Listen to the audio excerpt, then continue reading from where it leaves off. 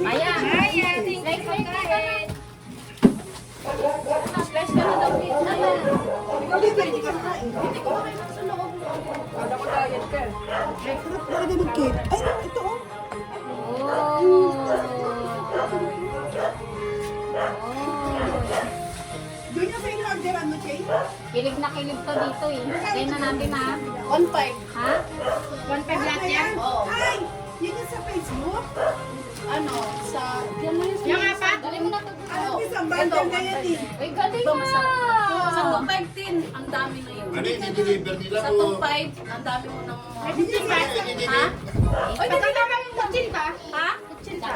Depende, oy, kutsinta. Tsaka yung ano, sapin-sapin. Ang sarap. Mura na, no? Oo, sa halagang 2.5, ang dami mo na Yan makakain. lahat yan, mabay. 1.5 lang. Kasama chicken. Hindi, in-order niya yan. Ay, ito lang, ito. Ito na, ito, apat. 1.5 yan. Hindi ka na magluluto, no? Oo, hindi na tayo pa. Hindi ka na magkakago. Sa 2.5 na, ako nag-order sa ano Pa? Pansit. Diyan kayo, ang dami na nga eh. Oo. At saka hindi ba sa ginawa? Ang carbonara yun, masarap. Masarap yun niya. Masarap yung pagkain. Masarap naman ang kunara. Hindi talaga sinuko eh. Bakit kaya? Sarap kayo. Shanghai, gusto mo pa?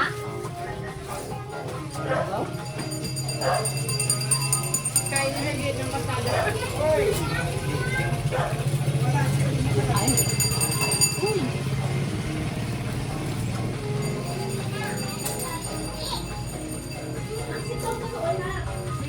Ay, hindi ka na magluluto. No? Eh, pag isa-isa mo yan, kulang 1,000 mo sa isang ano.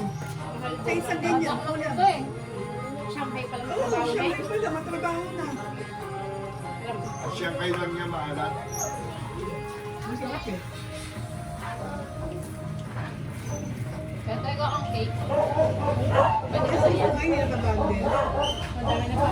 Kasi may apple. Wala na lang kayo cake.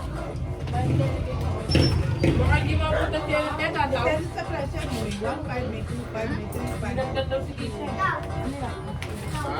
Nag-order ko yung nakaraan nila eh. Yes, siya. 3 days na. Sabi ba niya na ano? May tipon. Wala yung pizza niya.